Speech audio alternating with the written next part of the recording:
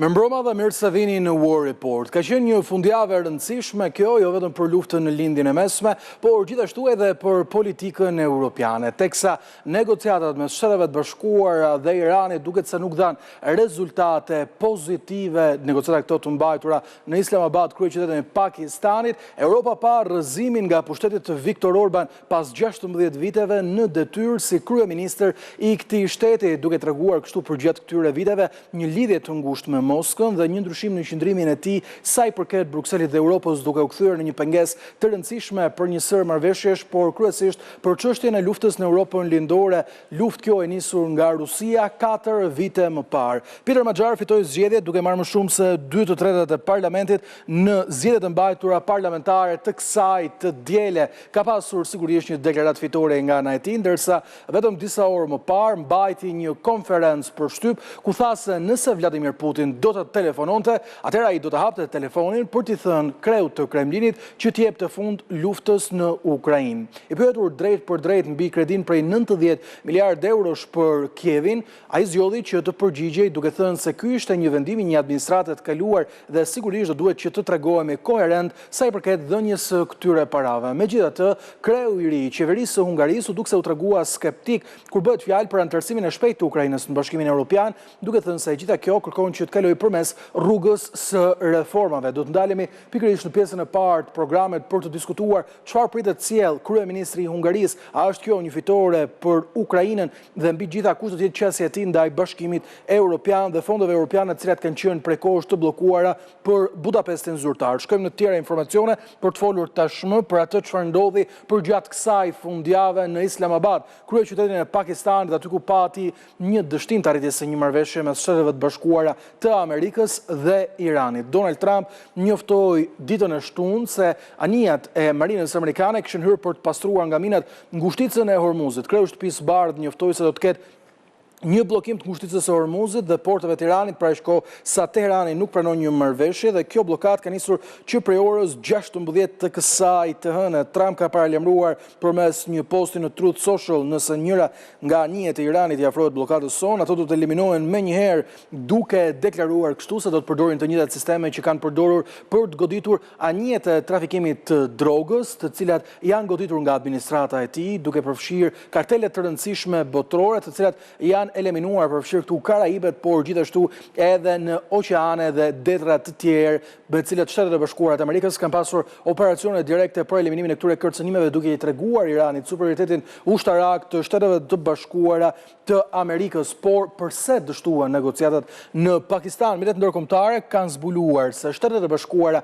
të Amerikës i dorëzuan Teheranit ofertën e tyre finale për arritjen e një marrëveshje e cila përfshinte 6 kushte, të cilat në asnjë mënyrë nuk mund të negocioheshin. Shtetet e Bashkuara të Amerikës kanë kërkuar të ndërpritet plotësisht aktiviteti i pasurimit të uraniumit, çmontimi i impianteve kryesore bërthamore, heqja e rezervave të uraniumit të pasuruar, bashkimi me një kuadër rajonal për ulje të tensioneve me aleatët e Shteteve të Bashkuara në rajonin e lindjes mesme, ndalimi i financimeve të grupeve të ndërmjetme apo boshtit të rezistencës së Iranit si Hamas në Gaza, Hezbollah në Liban dhe rebelët Houthi në Yemen dhe një hapje plot e ngushticës së Hormuzit. Por nga ana tjetër Teherani deklaron se programi i tyre i raketeve balistike, por edhe çështja e uraniumit mbeten në interesin e strategjisë kombëtare dhe sigurisht që nuk mund të ketë një ndërprerje të menjëhershme. Ndërkohë Donald Trump ka kërcënuar se të gjitha mjetet sigurisht që janë në lojë, ndërkohë që thotë se armë pushimi me Iranin po vjen të zbatohet, do të jetë afati 2 javor i cili do të mund të japë të dhëna të tjera për arritjen e një marrëveshje. Pakistani thotë se mbetet i fortë marrëveshja e armë pushimit. Kina ka deklaruar vetëm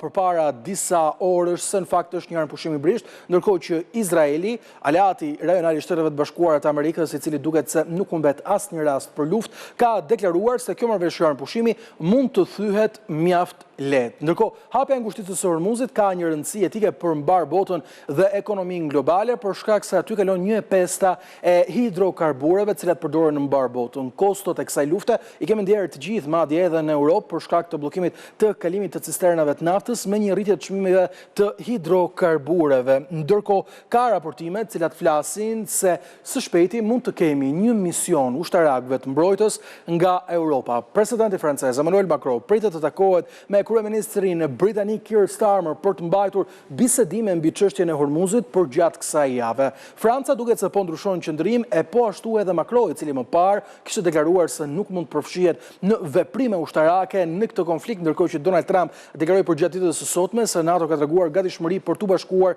me Shtetet e Bashkuara të Amerikës. Nga ana tjetër, Mbretëria e Bashkuar ka qëndruar solide në pozicionin e saj, ku ka deklaruar se nuk do t'i bashkohet Shteteve të Bashkuara në një operacion ushtarak pikërisht për hapjen e ngushticës së Hormuzit. Informacioni i fundit për cilin do të flasim në pasqyrimin e zhvillimeve kryesore të ditës lidhet me presidentin rus Vladimir Putin.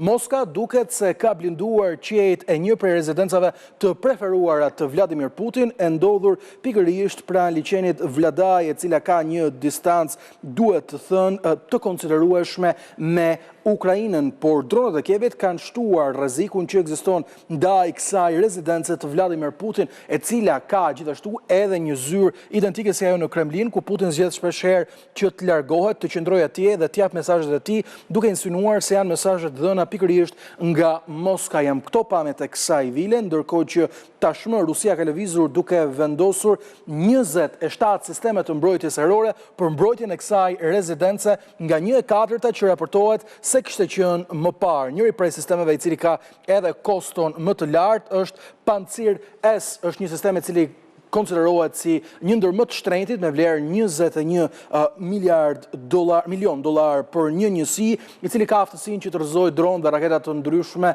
të cilat mund të hidhen pikërisht nga ana e Ukrainës, teksa kemi parë një rritje të kapacitetit të Kievit për të shënjestruar thellë brenda Rusisë. Ndërkohë kjo hartë grafike e sjell nga media britanike dhe Telegraph ka treguar vendosjen e këtyre 27 sistemeve sipas raporteve të mediave ndërkombëtare në afërsitë e rezidencës së Vladimir Putin pranë liçenit Vladaj, ndërkohë që pjesa e dytë e hartës tregon gjithashtu edhe rrezën e gjatë veprimit të raketave, por edhe dronëve të prodhuar nga pala ukrainase, të cilat tashmë mund të kërcënojnë lehtësisht deri në 1800 kilometra. Rezidenca Vladaj ndodhet rreth 300 kilometra larg Ukrainës dhe mund të ishte një ndër objektivat më lehtësisht të goditshëm, prandaj ky konsiderohet një zhvillim i rëndësishëm i fortifikimit të mbrojtjes për presidentin rus Vladimir Putin me një 4 fishim sistemeve të mbrojtjes ajrore, i cili tashmë sipas asaj që shkruan The Telegraph shkon në 27 sisteme të tilla. Ishte ky një përcaktim i zhvillimeve kryesore të ditës së sotme. Do të ndalemi në pjesën e parë të programit për të diskutuar më gjerësisht se çfarë do të sjellë kryeministri i ri i Hungarisë, dhe është kjo një fitore për Ukrainën, ndërkohë që në pjesën e dytë sigurisht do të diskutojmë lindjen e mesme dhe gjithçka që po ndodh atje me një Iran dhe Shtetet e Bashkuara të Amerikës, të cilat nuk duket se janë pranë një marrëveshje e cila mund të jepte fund luftës e cila tashmë ka hyrë në javën e saj të 7. Të gjitha këto me një herë vetëm pas siglës.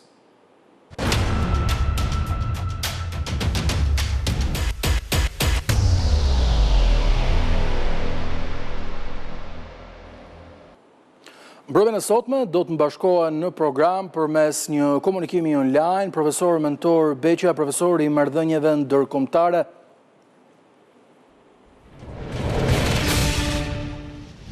Profesor Beqa, mirëmbrëma, kënaqësi të kem në program. Mirëmbrëma, faleminderit për ftesën. Gjithashtu në një tjetër komunikim të drejtë për drejtë do të kemë eksperte në çështjeve të sigurisë, zonjën Eugenia Sotiri. Eugenia, mirëmbrëma, kënaqësi të kem në program. Mirë, do të ndalemi siç thash edhe pak më parë në pjesën e parë të programit për diskutuar për një zhvillim politik i cili duket se ishte një tërmet elektoral brenda Hungarisë, rrëzimi Viktor Orban nga pikërisht avokati 45 vjeçar, i cili në të shkuarën ka qenë një prej aleatëve të tij. Do të ndjekim një material për të kuptuar se kush është Peter Magyari, për të kthyer më pas në studio dhe për të diskutuar më gjerësisht.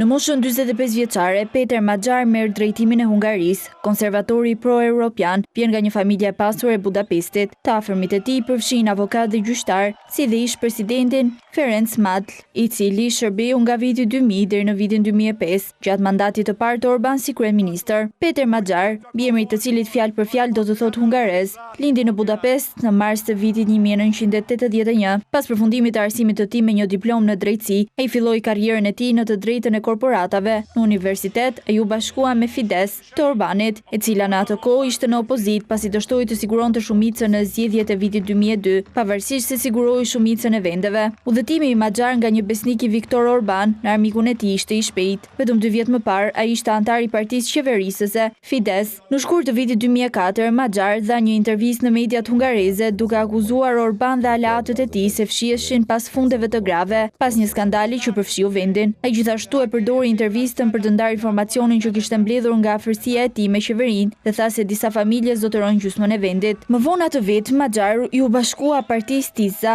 dhe shpejt u ngjit në radhët e saj për të bërë udhëheqësi i saj. Në udhëheqjen e tij, Tiza fitoi papritur pothuajse 30% të votave hungareze në zgjedhjet e Parlamentit Evropian në qershor të vitit 2024, duke e bërë 45 vjeçare një eurodeputet. Papritur hungarezëve gjithnjë më të lodhur nga Orban, por pa parti të besueshme të opozitës, u paraqit një alternativë politike e qëndrueshme.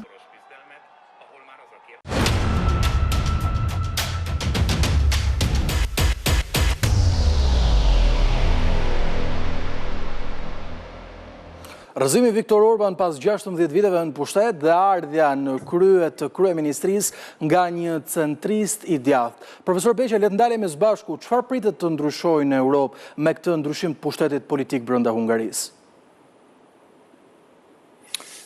S'pari lejoni ta filloj nga kryeministri Orban. Natyrisht që është e vështirë për të besuar që nuk është më, sepse Hungaria gjithmonë në skenën politike ndërkombëtare asociohej me emrin e Viktor Orban, por ishte e pritshme, sepse çdo fillim ka një fund dhe çdo karrierë politike ka një fund dhe karriera e kryeministrit Orban është një karrierë që shtrihet që nga fundi viteve 80 deri në ditët e sotme. Pra, skena politike hungareze pa emrin e tij është vështirë që të imagjinohet. Zdyti, ajo që dua të theksoj është që vetë kryeministri Orban është një figurë shumë komplekse dhe me shumë drithie. Ka shumë që e urrejnë, ka shumë që e duan, por në fakt ai qëndron diku në mes në historinë politike të Europës. Sepse përpara se presidenti Trump të vinte në pushtet, në fakt kryeministri Orban ishte shpeshherë dhe zëri i arsyes dhe pasqyra ku radikalet e majt liberal shihnin egzagerimet e tyre. Në këtë pikpamje, figura e tij ka shërbyer për të inspiruar lëvizje të mëdha dhe ka qenë dhe themi edhe ati themelues në pikpamje intelektuale dhe politike populiste nacional konservatore. Në këtë pikpamje, ne duhet të njohim meritat dhe të japim kreditet e veta kryeministrit Orban.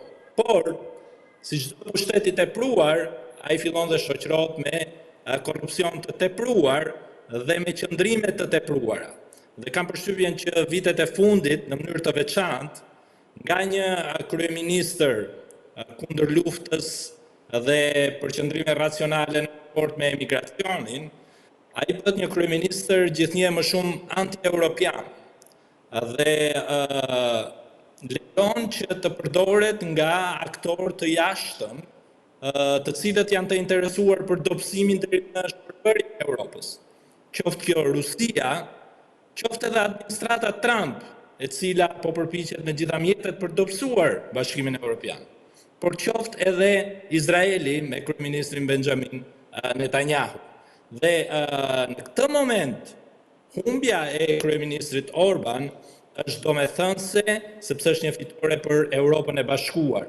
Dhe natyrisht që ky është një lajm pozitiv për Europën në rast të parë dhe pastaj për raportin e saj me Ukrainën dhe për politikën e saj të jashtme, e cila sot e tutje do të jetë një politikë shumë e unifikuar, pavarësisht se zëra kundërshtues nga brenda mbeten në Slovaki dhe në Çeki, dhe mund të kemi edhe surpriza në të ardhmen në Poloni.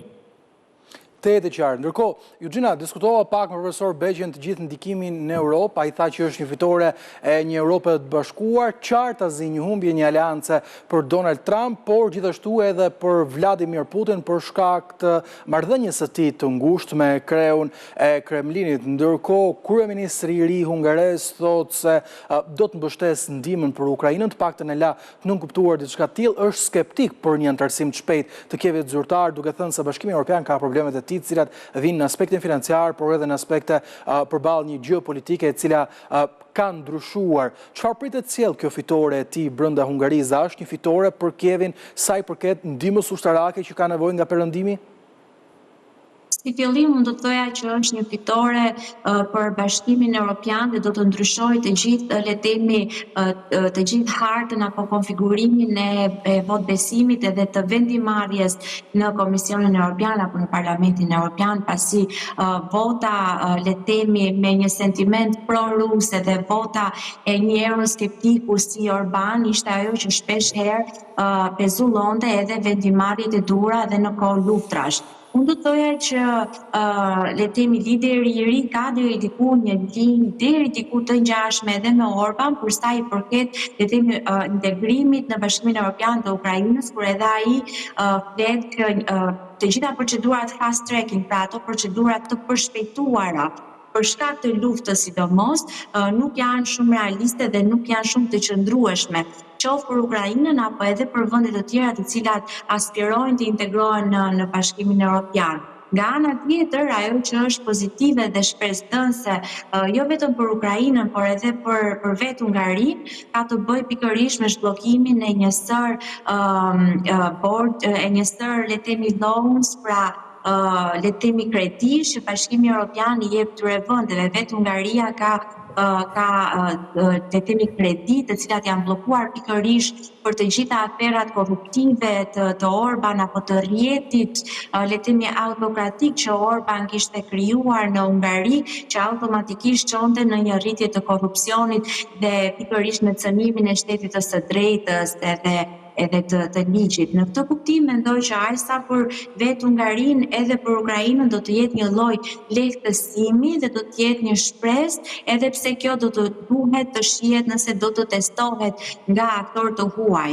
Për shembull me Orban gjithmonë është aluduar dhe madje edhe është akuzuar drejt për së drejti pikërisht për shkëmbimin e informacionit të klasifikuar me vetë Putin në mënyrë për t'i ardhur atij në ndihmë, por po aq edhe për të përfituar ekonomikisht vetë duke çuar vendin në një autokraci. Në këtë kuptim mendoj që zgjedhja e re është jo vetëm shpresë, por është edhe një riorientim i vetë Hungarisë si krah Bashkimit Evropian, por edhe krah NATO-s, për vetë qasjen që ka lideri i ri edhe ndaj aleancës transatlantike, ku e shikon si një shtyllë tepër të rëndësishme, jo vetëm të garancisë së Bashkimit Evropian, por edhe të Hungarisë në vetvete.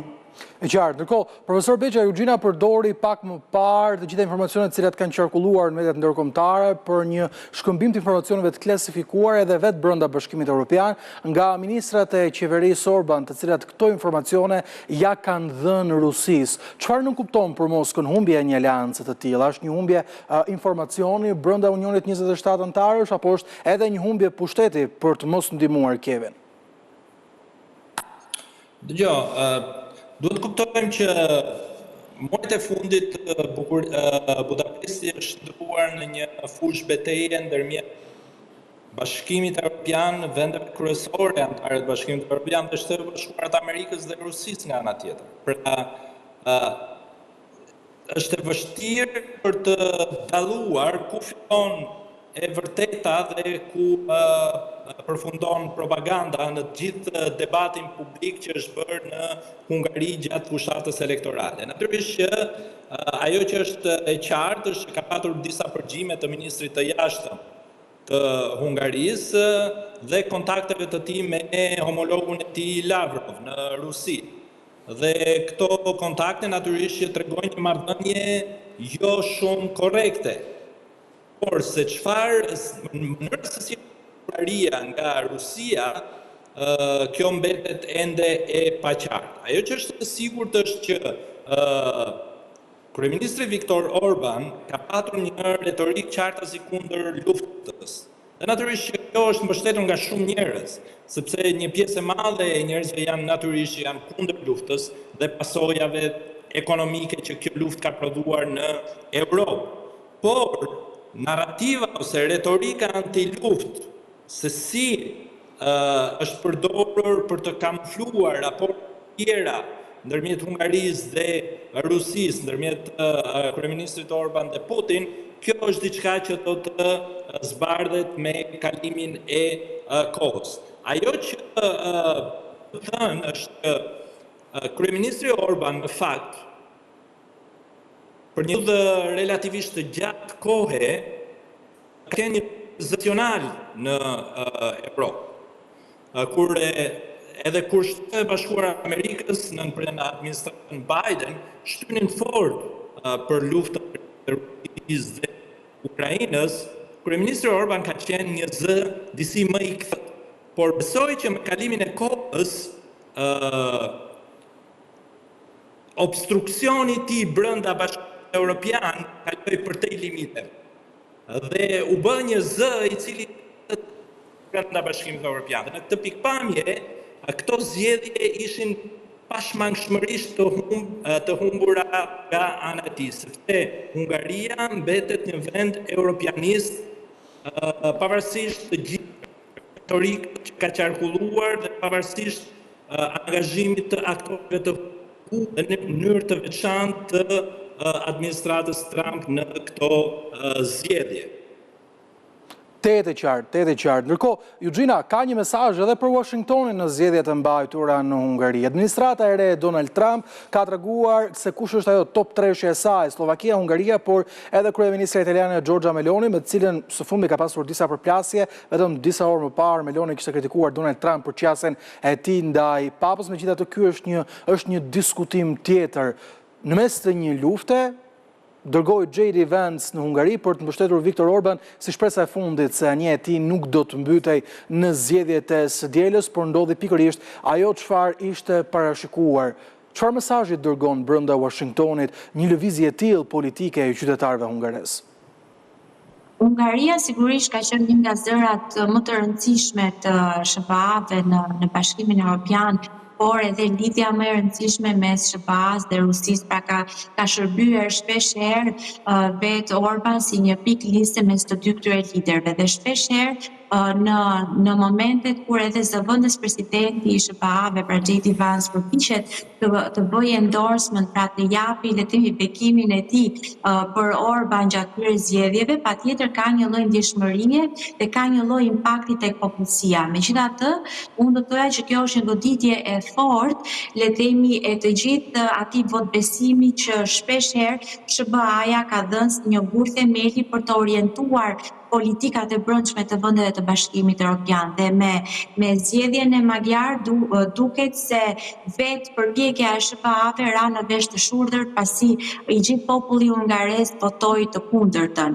Edhe pse duket sikur kemi një politik mikse të liderit të ri, ku shpesh herë duket si le të themi e kundërta e Orban, por nga ana tjetër kanë edhe pika le të themi në qasjen e tyre politike të cilat bëhen bart. Megjithatë, le të themi përkundrejt të gjithë kësaj ekonomistë të rënuar, që edhe pse për J.D. Vance ishte një nga shembujt e ekonomisë dhe demokracisë në Bashkimin Evropian, duket qartë që e gjithë retorika politike dhe kjo këmbgulja e SBA-ve për të mbajtur në pushtet lider të cilët janë pro politikës të tyre, duket qartë që i ka ardhur fundi me administratën Trump. Dhe nga ana tjetër e kemi parë edhe të gjithë këtë çmendurinë e Trumpit në memet apo në simbolikën që ai shpesh herë me simbolikën që ai provokon her pas here në media, rrjetet e tij sociale, ku patjetër të prekër sentimentin e sevisë së shenjtë apo të papës, si një nga figurat më të shenjta,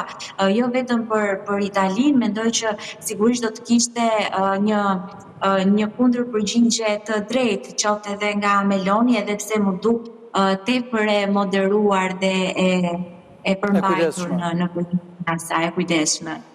E qartë, mirë, do të shkojmë një shkputje shumë të shkurtër për të rikthyer në pjesën e dytë të programit dhe për të diskutuar patjetër një tjetër kryefjalë të kësaj fundjavë që ishin padyshim negociatat e mbajtura mes Iranit dhe Shteteve të Bashkuara të Amerikës në Islamabad. Të gjitha këto më njëherë pas shkputjes.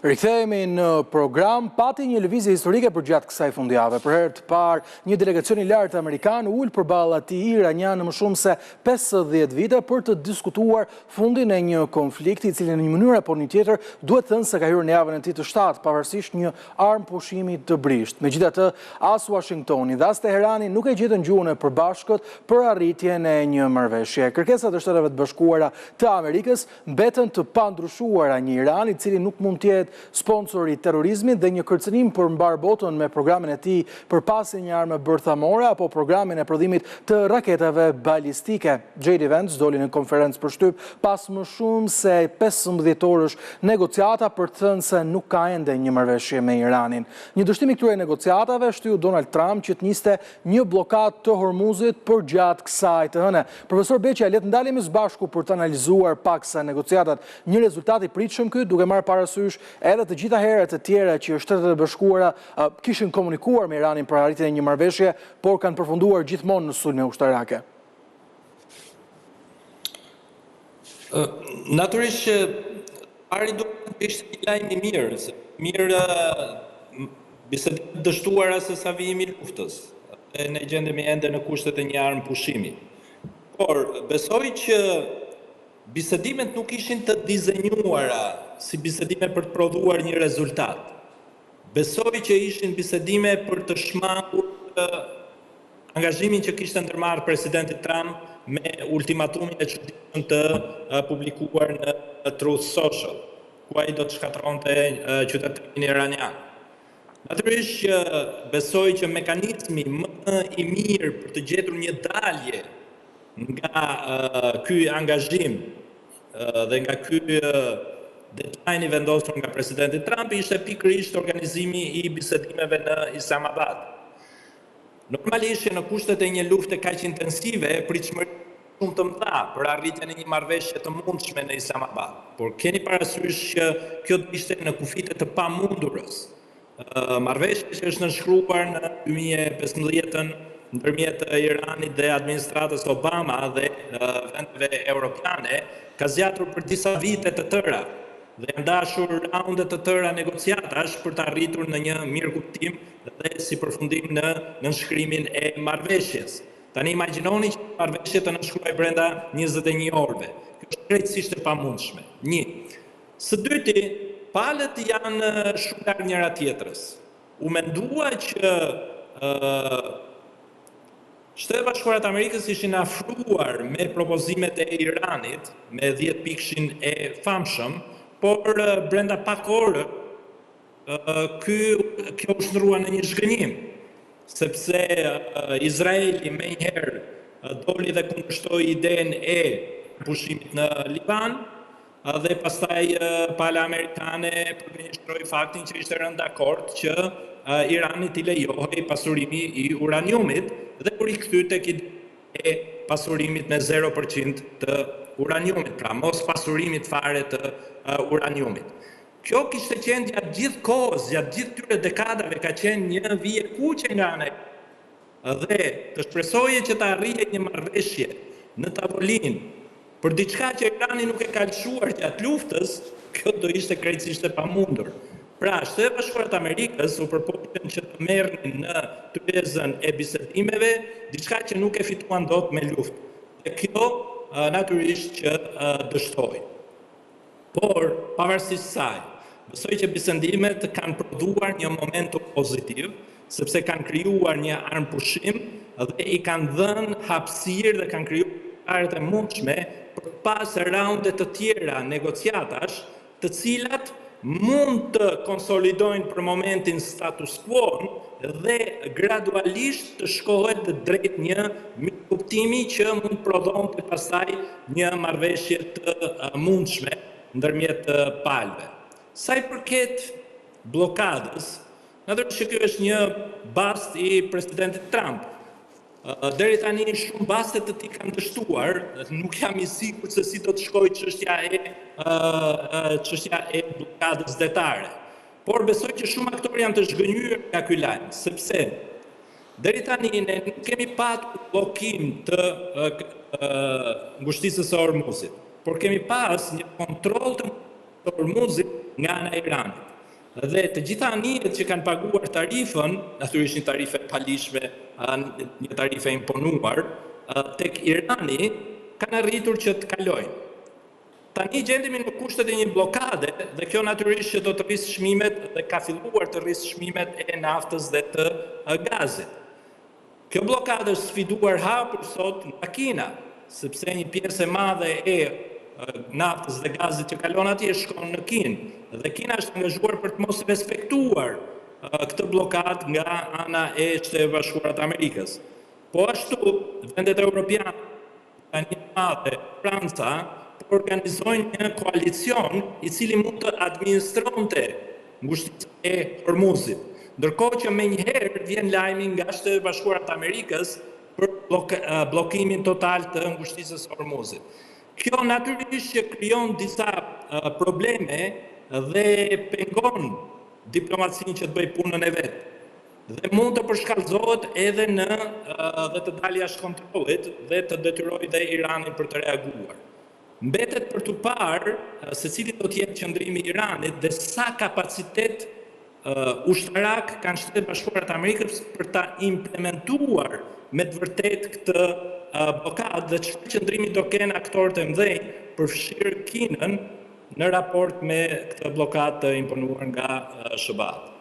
E qartë, ndërkohë, Eugenia, kush është kapaciteti e Shteteve të Bashkuara për të mbajtur kontrollin e ngushtisës së Hormuzit dhe bllokimin e çdo porti iranian? Ndërkohë, edhe profesor Beqi e theksoi, ka një takim i cili do të mbahet kësaj jave mes një koalicioni mes Mbretërisë së Bashkuar dhe Francës, duke se kemi një Macron i cili ndryshon mendjen kur flet për një koalicion vullnetar ushtarak për qëllime vetë mbrojtjeje, i cili mund të përfshihet brenda Hormuzit për të garantuar lirinë dhe një lundrim të lirë. Çfarë pritet të ndodhë?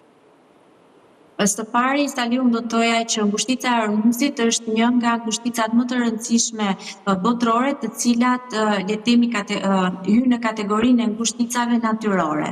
Dhe ky tipar është tepër i rëndësishëm pasi në të gjitha rezolutat e Kombeve të Bashkuara, të gjitha ngushticat të cilat kanë tiparet e tyre natyrore nuk mund të kontrollohen dhe nuk mund të vendosin tarifa për kalimin apo për shkëmbimin e tregtisë botërore. Dhe në këtë rast, Iran patjetër nuk do të mund të lejohet të vendosë atë fin apo atë tarifën për kalimin e çdo anije. Në këtë kuptim, e gjithë blokada e cila me çfarë kam dëgjuar ka filluar nga ana e SBA-ve për të kontrolluar atë ngushticë ka të bëjë pikërisht me bllokimin e kalueshmërisë të gjitha anijeve të cilat nisen apo shkojnë në drejtim të porteve iraniane. Nga ana tjetër do thoya që në orët e fundit kemi patur edhe një mobilizim të Rusisë, pikërisht duke evakuar qytetarët e saj nga një port i cili ndodhet pranë ushurit të Iranit. Gjë që do të thotë që për sa kohë marrëveshja apo armpushimi është tepër i prish dhe nuk kemi një marrëveshje finale, sikurse ajo e 2015-s JCPOA që përmendi edhe profesori, mendoj që fatkeqësisht faza e cila do të eskaloj të konfliktin do të jetë një fazë e cila mund të parashikoj, unë e them shpesh, faza përfundimtare do të jetë ajo me luftëtar, pra le themi me çizme pikërisht në atë territor për të kontrolluar ato porte apo për të kontrolluar të gjithë bregdetin shtetin iranian, pikërisht si një përpjekje e SBA-ve për të goditur ekonominë iraniane dhe automatikisht goditet edhe i gjithë aftësia apo kapaciteti i Iranit për të mbatur gjallë makinerinë e luftës. Nga ana tjetër, ajo që të ju përmendet Sali për koalicionin, le të themi defensiv që është propozuar orët e fundit, unë vazhdoj ta përmend që nga momenti i një lufte të iniciuar mes SBA-ve dhe Izraelit, e cila nga të gjitha gjastat nuk të jetë përveç se një luftë preemptiv, pra parandaluese ndaj Iranit, duhet të ketë dhe një hapësirë apo një fash disa ditore apo mujore mes diskutimesh apo konsultimesh politike dhe publike të gjitha aleatëve të SBA-s.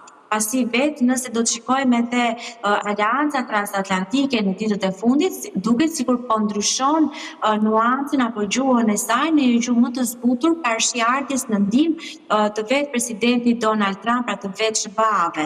Dhe në këtë drejtim unë shikoj edhe retorikën e fundit që vjen qoftë nga Britania e Madhe, nga Macron, po edhe nga Merz, ku edhe ai ka qenë tepër pozitiv për të qenë në mbështetje të SBA-ve. Duke patur parasysh të gjithë kontekstin ku ne jemi tashmë, ku kemi një arpushim të dështuar, do ta thoja unë, por që nga ana tjetër është një fitore deri diku për SBA-n, sepse i jep pastaj mundësinë për të patur një frymëmarrje dhe për të rikalibruar pozicionin e saj.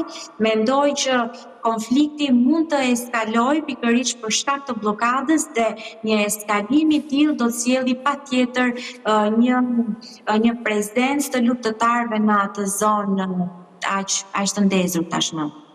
Lufta toksore ka qenë gjithmonë një opsion i Donald Trump. Megjithatë, profesor Beqa, kur Franca dhe Mbretëria e Bashkuar thonë se do të mbajnë takime për një koalicion të mundshëm vullnetar sa i përket përfshirjes luftanijeve të tyre në ngushticën e Hormuzit, duket sikur Europa po shkon, le të themi, në drejtim të kundërt të asaj çfarë premtoi në nisje të kësaj lufte. A ka pasur një ndikim të drejtë për drejtë kërcënimi i Donald Trump për largim nga NATO që Europa të ketë mundësinë të rimendojë përfshirjen e tyre sa i përket hapjes në ngushticës së Hormuzit? S'pari le të sqarojmë një element. Starmer e ka bërë të qartë që ne do të angazhohemi mbasi të jetë zgjidhur konflikti. Pra, nuk bëhet fjalë për përfshirje në konflikt, por për menaxhim, për ndihmës në menaxhimin e ngushticës së Hormuzit mbasi konflikti ndërmjet palëve të ketë përfunduar. Pra, kjo është e rëndësishme për tu theksuar. Tani sa i përket asaj që Eugene thot me drejtë, sepse ai është elementi kryesor tani më dhe frika më e madhe, çka janë trupat toksore në terren. Dhe ajo do të hap një front i cili pastaj mund të dalë krejtësisht jashtë kontrollit. Unë e shoh pothuajse në kufit të pamundurës, të gjitha pikpamjet. Spari në pikpamje të kapaciteteve ushtarake, kjo luftë ka treguar që Shtetet Bashkuara të Amerikës kanë një vullnet për të përdorur forcë jashtëzakonshme dhe kapaciteti i tyre shkatrues është i jashtëzakonshëm. Por, po ashtu ka treguar edhe një kufi shumë madh të fuqisë amerikane. Dhe rezistenca e Iranit ka një rezistencë e cila ka dalë jashtë parashikimeve edhe të shumë ekspertëve në fakt. Një. Zdyti, nuk ka oreks politik brenda Shteteve Bashkuara të Amerikës për një luftë të zgjatur. Dhe aq më shumë për një luftë e cila do të përfshinte trupa toksore në terren në Iran. Besoj që ashtu siç po analizohet nga e gjithë ekspertiza brenda Shteteve Bashkuara të Amerikës, ky gabim, pra hyrja në luftë me Iranin, ishte gabimi strategjik që do të definojë administratën Trump. Dhe shumica besojnë që president Trump do ta mbarojë mandatin të plot, por mandati i tij nuk do të jetë kurrë më si përpara kësaj lufte. Sepse Shtetet Bashkuara të Amerikës deri tani kanë mësuar një disfazë strategjike në Iran dhe nuk shihet asnjë mundësi se si kjo disfazë mund të përkthehet në një fitore strategjike. Dhe kjo e ka futur presidentin Trump në një lloj frustrimi i cili prodhon gabim pas gabimi. Ne kemi parë që retorika e tij, sjellja e tij publike është e pafalshme për vetë karakteristikat e presidentit Trump, edhe për vetë natyrën e presidentit Trump, të cilit i falen shumë gjëra që nuk i falen një politikanit tjetër deri tani, çdo gjë që ka bërë në ditët e fundit dhe është përfshirë në një luftë me të gjithë, në një betejë me të gjithë. Nuk po flasim vetëm për luftën e ndezur me Iranin, por në një betejë politike krejtësisht të panevojshme, me gjithë vendet aleate, me papën, e përshkruan veten si Jezu Krishti. Pra ka një ngërç në mënyrën se si ai projekton veten në publik. Dhe besoj që kjo vjen si pasojë një frustracioni që i ka shkaktuar pikërisht ky dështim në Iran. Sepse është e qartë që Shtetet e Bashkuara të Amerikës nuk kanë përmbushur pritshmëritë e tyre në këtë luftë. Është e qartë që presidenti Trump është shtyrë drejt një lufte, të cilën ai ka menduar që mund ta fitojë shpejt dhe ka mbetur brenda saj. Dhe natyrisht që ka shumë faktor dhe aktor që e kanë shtyrë presidentin Trump drejt këtij gabimi strategjik. Natyrisht që Shtetet e Bashkuara të Amerikës janë superfuqi e botës, fuqia e tyre është e jashtëzakonshme dhe mund të gjejnë levat e nevojshme për të dalë me dinjitet nga kjo luftë. Por mbetet për të parë se si do ta trajtojë presidenti Trump këtë, do të ketë kthjellësinë e nevojshme strategjike për të parë interesin e Shtetit Bashkuar të Amerikës dhe për të qenë sovran në vendimarrje në përmbushje të interesave të Shtetit Bashkuar të Amerikës dhe të jo të aktorëve të tjerë kyçor të përfshirë në këtë luftë. Të jetë qartë. Ndërkohë, Eugenia, profesori bëri një analizë interesante, thotë se Franca dhe Mbretëria e Bashkuar do të ishin të gatshme për një vendosje të misioni vullnetar ushtarak në Hormuz për menaxhimin e kësaj ngushtice. Prandaj, le të shkojmë një tjetër skenar. Kemi një Donald Trump i cili thotë se Amerika tashmë e kontrollon Hormuzin. Nëse Europa do të shkonte drejt një përfshirje me misione vullnetare, ushtarake, drejt një Amerike e cila thot kontrolloj Hormuzin, a do të ishte kjo një standard i dyfisht me një Europë e cila tha se janë shkelur të drejtat dhe ligjet ndërkombëtare kur diskutohet për një rrëzim regjimi nga qielli dhe në të njëjtën kohë do të kishim një Europë e cila do të vepronte kur do të kishte garanci ushtarake mbi marrjen nën kontroll të kësaj ngushtice.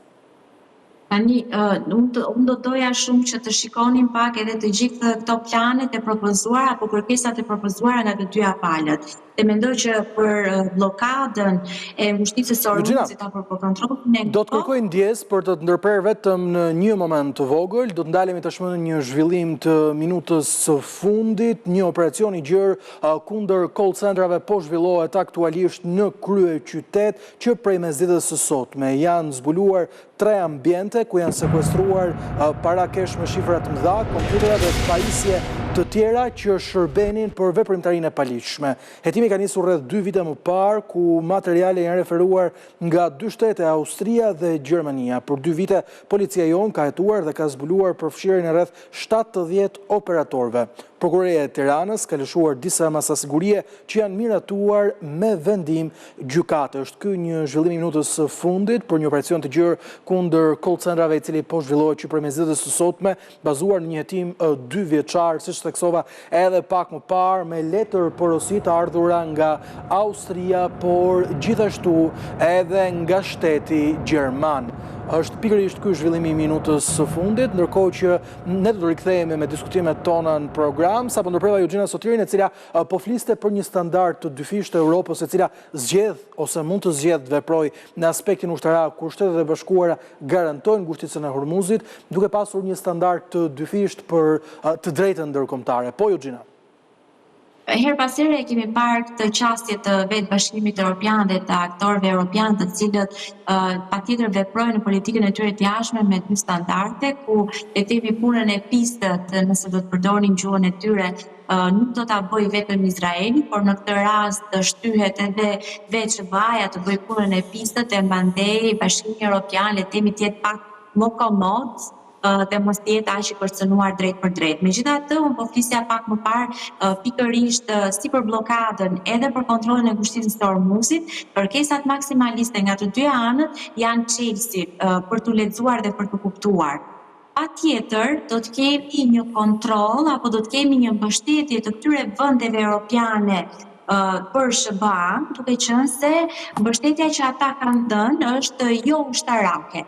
Megjithatë, për sa kohë Irani në planin e cili ka propozuar nuk e heq pikën kryesore të kontrollit të ngushticës së Ormuzit dhe vendosjen e asaj tarifës për kalueshmërinë e çdo anije tregtare në atë ngushticë, unë mendoj se për sa kohë kjo pikë nuk do të lejohet që nga SBA-ja por nga OKB-ja apo dhe vetë vendet e Bashkimit Evropian, mendoj që kjo e rrëzon poshtë të gjithë le të themi perspektivën e një kontrolli të pashtë apo ndërhyrjen e Bashkimit Evropian mbas përfundimit të konfliktit, sepse sali vetë që qënia e kësaj pike në planin e Iranit, i cili e kërkon këtë tarif, mendoj që e rrëzon dhe e hedh poshtë të gjithë diskursin apo analizën që mbasi të bijem dakord, ne do të vim dhe do të suportojmë SBA-n.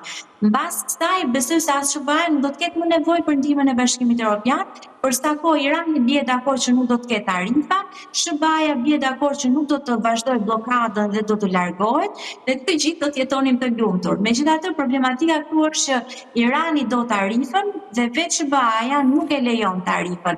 Dhe këtu është edhe vetë konflikti. Ndaj mendoj që e gjithë kjo qasja e Bashkimit Evropian me dy standarde tashmë ka ardhur koha që të marrë fund, pasi nuk mund të vazhdojmë më të themi që Bashkimi Evropian është kundër luftës, ne nuk e duam luftën, por e lëm SBA-n të mbarojë të gjithë punën dhe të gjithë le të themi revanshin dhe pastaj ne hym sepse pa dashur të ndërpresur Gjina, Trump tha është një blokadë për portet iraniane, megjithatë anijet ndërkombëtare bazuar në koordinim me Shtetet e Bashkuara do të lejohet që të kalojnë, kështu që në vend të një blokade do të konsiderohet një zhbllokadë e rëndësishme për ekonominë botërore.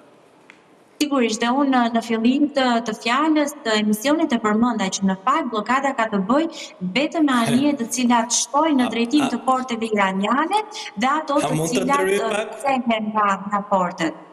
Mirë, po profesor? Dgjoj, se kjo është pastaj pula veza apo veza pula. Dgjoj. Sërish.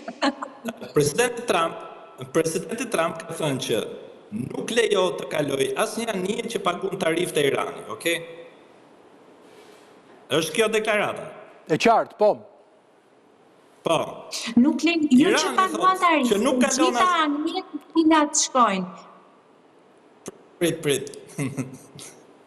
Çdo anije, e ka thënë presidenti Trump qartë, çdo anije që paguan tarif të paligjshme, arbitrare, tek Irani nuk do të lejohet që të kaloj në ngushticën e Ormuzit. Nga ana tjetër Irani thotë çdo anije që nuk do të paguajë tarif nuk lejohet që të kaloj. Praktikisht kemi një bllokim total nga dy palët. Thashë për pak do të thojë kemi një Donald Trump që vendos tarifat e veta. Mungon besimi ndaj fakteve që SBA-ja as nuk mund ta besojë që këto anije kalojnë dhe nuk paguan tarif. Për që kemi dhe vetë besimin që mes palëve nuk ekziston. Një sekond. Para luftës, ngushtica ishte e hapur. S'kishte bllokim të ngushticës. Irani s'kishte pretendim mbi ngushticën, apo jo? Ja. Presidenti Trump hampi një luftë të njëanshme. Mbasi e hapi luftën, ju tha europianëve hajde hapeni ngushticën, me që unë e blokova në luftë me Iranin. Tani, ne nuk mund të fajsojmë Bashkimin Evropian, që nuk ka kapacitete për të hapur ngushticën, që u blokua si pasojë e një lufte të hapur nga Shtetet e Bashkuara të Amerikës.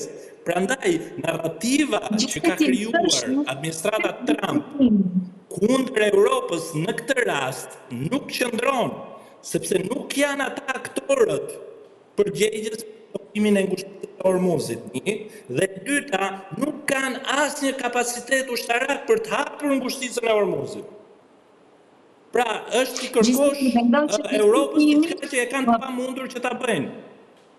Niste, Europës nuk i kërkohet si Europë, Europës i kërkohet si vendet europiane antare të Aleancës Transatlantike, pra është diçka më gjerë, pasi dhe vetë kapacitetet e Europës patjetër janë në strukturat e NATO. Për Britaninë, për Francën, për Gjermaninë, janë të njëjtat vende.